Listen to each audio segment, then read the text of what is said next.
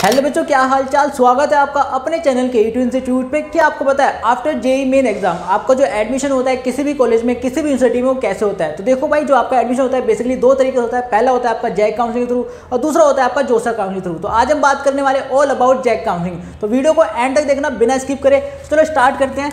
देखो, पहले हम बात करते हैं इंट्रोडक्शन की। तो भाई इसका जो फुल फॉर्म है वो है ज्वाइंट एडमिशन कमेटी। ठीक है, full form joint admission committee is an online program that help student get admission to undergraduate engineering and architecture program at 5 Delhi government funded university. ठीक है, तो बेसिकली ये क्या होता है, आपका जो जैक काउंसलिंग होता है। ठीक है, इस काउंसलिंग में आपको अपीयर होना पड़ता है आफ्टर जेईई मेंस एग्जाम। ठीक है, for admission government funded university. यहाँ पे 5 गवर्नमेंट फंडेड यूनिवर्सिटी है जिसमें आप जो है एडमिशन ले सकते हो। ठीक है, अगर आप इंजीनियरिंग करना चाहते हो, अगर आप आर्किटेक्चर करना चाहते हो, तो भाई आपको जो है after JEE main exam JAC counselling में जो अपीयर होना पड़ता है। समझ के कोई डाउट रह गया हो तो भाई पूछ लेना। ठीक है, देन अब हम बात करते हैं आपका पार्टिसिपेटिंग इंस्टीट्यूट। कौन कौन से इंस्टीट्यूट है जो उसमें पार्टिसिपेट करते हैं। ठीक है, तो नंबर 1 पे आता है आपका DTU, देन नंबर 2 पे आपका IGDTUW, ये फॉर वुमेन के लिए। ठीक है, यहाँ पे लड़कों का कोई काम नहीं है, यहाँ पे लड़कों का एडमिशन होगा ही नहीं। ठीक है, देन उसके बाद नंबर 3 पे आ गया आपका IIIT दिल्ली,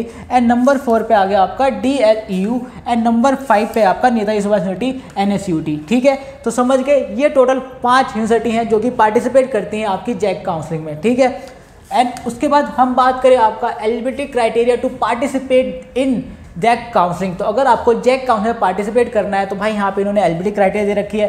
फर्स्ट है आपका you must have complete your 12th from any board. तो आपका जो है 12th कंप्लीट होना चाहिए किसी भी बोर्ड से। देन उसके बाद सेकंड है आपका you must have score a minimum 60%। ठीक है, तो यहाँ पर आपके जो है 12th में 60% होने चाहिए, समझ रहे हो। And more aggregate in PCM subject. Okay, then उसके बाद 3 है आपका फॉर बी आर्ट्स। अगर आपको बी आर्ट्स करना है यू मस्ट हैव स्कोर 50%, 50% यहाँ पे आपका स्कोर होना चाहिए। And had math as a subject, तो मैथ यहाँ पे एज अ सब्जेक्ट आपके पास होना चाहिए, समझ गए। देन 4 है आपका you need to have English as a one of your subject in 12th class. तो 12th क्लास में इंग्लिश आपका जो है मेन सब्जेक्ट होना चाहिए यहाँ पे। एंड उसके बाद you need to appear in JEE main exam. ठीक है, आपको जो है जेईई मेन एग्जाम में अपीयर होना पड़ेगा जैक काउंसलिंग अपीयर होने से पहले। एंड अगर आप बीटेक करना चाहते हो, BE करना चाहते हो और आपका जो है बी आर्च, तो देखो भाई यहाँ पे आपको जो है अगर आप बीटेक करना चाहते हो तो आपको जो पेपर 1 का पेपर देना पड़ेगा जेईई मेंस में।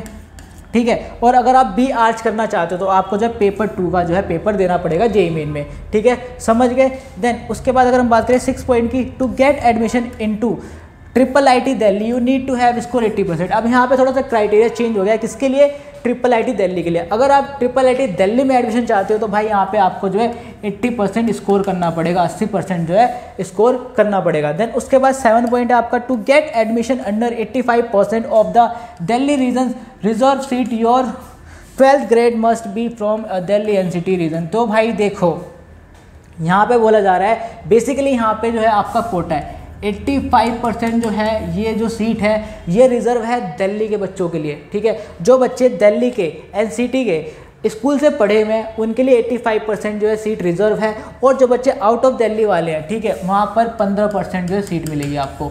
तो वो बच्चे भी पार्टिसिपेट कर सकते हैं, बट उनकी जो सीट है वो 15% है। ठीक है, समझ गए। तो यहाँ पे दिल्ली वाले बच्चों के लिए तो बहुत अच्छा होने वाला है क्योंकि 85% सीट उनकी रिजर्व है। देन उसके बाद अगर मैं बात करूँ आपका इंपॉर्टेंट डॉक्यूमेंट की, तो फर्स्ट है आपका जेईई मेन का एडमिट कार्ड आपके पास होना चाहिए, क्लास 12 एंड 10th का जो है मार्कशीट आपके पास होना चाहिए। देन उसके बाद सेकंड है आपका करंट पासपोर्ट साइज फोटो। ठीक है, एंड 4 है आपका scan copy of candidate signature, and 5 है डिटेल ऑफ बैंक अकाउंट। ठीक है, समझ गए, ये आपके इंपॉर्टेंट डॉक्यूमेंट होने वाले हैं। और आपका जो है कम एप्लीकेशन फीस, देखो आपका जो रजिस्ट्रेशन फीस होता है बेसिकली 1500 होता है। ठीक है, आपका जो एप्लीकेशन फीस है वो 1500 है यहाँ पे।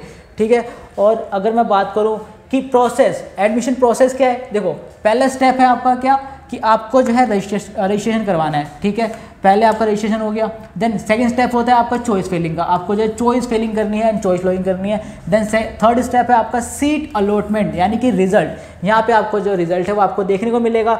उसके बाद स्टेप 4 है आपका सीट कंफर्म फीस पेमेंट। अगर आप सीट से सेटिस्फाई हैं तो आप सीट को कंफर्म करोगे, जो पूरी पेमेंट है वो कंप्लीट करोगे। देन उसके बाद स्टेप 5 है आपका डॉक्यूमेंट वेरिफिकेशन, एंड स्टेप 6 है आपका reporting to the allotment institute. तो देखो यहाँ पे क्या होगा, जैसे जो भी इंस्टीट्यूट आपको अलॉट होगा आपको वहाँ पे जाके रिपोर्टिंग करवानी होगी।